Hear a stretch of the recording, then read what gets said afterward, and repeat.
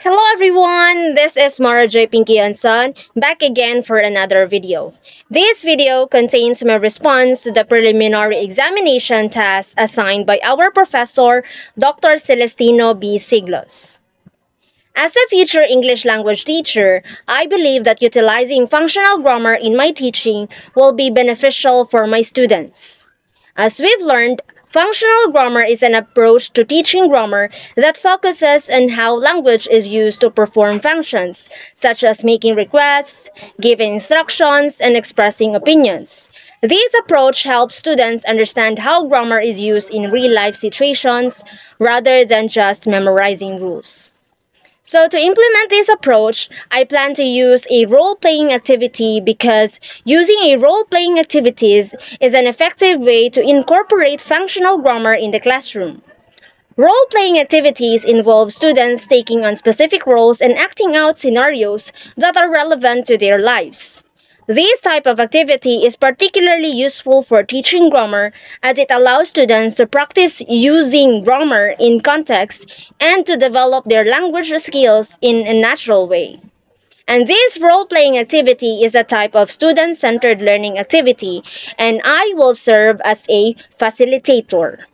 So, to utilize this approach in the classroom setting, I could begin by selecting a specific setting such as a restaurant or airport. And as the facilitator of this student-centered learning activity, I would prepare to provide students with a list of functional language that is commonly used in restaurant or airport settings, such as expressions for making reservations, asking for directions, and ordering food. And I could also provide students with a grammar lesson on how to use modal verbs such as can, could, may, and would to make requests and ask for permission. And to ensure that every student is involved, I will divide the class into two groups, with each group having a different setting, which is the restaurant and the airport setting. Each group can then work together to create a dialogue using some of the provided list of functional language that is commonly used for their scenario, using the grammar and the language structures that are relevant to that particular setting.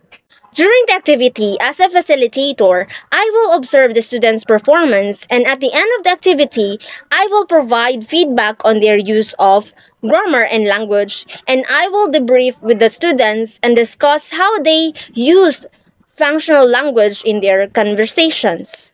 So in this way, it can help students reflect on their language use and identify areas where they need further practice. And of course, I will appreciate them for taking on the challenge to do role-playing and encouraging students to use functional language such as making requests, giving instructions, and expressing opinions, as these will help them develop their language skills in a more natural way.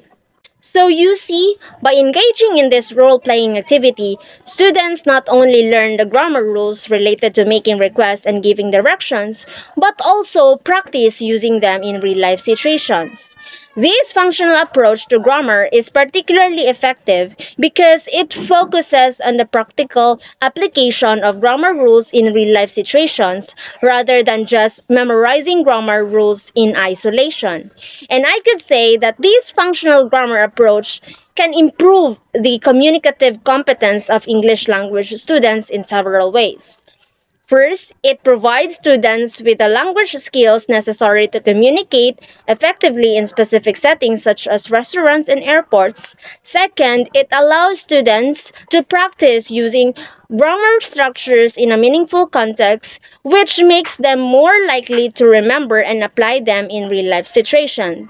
And lastly, by engaging in role-playing activities, students develop their confidence and fluency in speaking, which is crucial aspect of communicative competence. I think that would be all for now. Thank you for listening. Once again, this is Marjorie Pinky and Son, and have a great day ahead.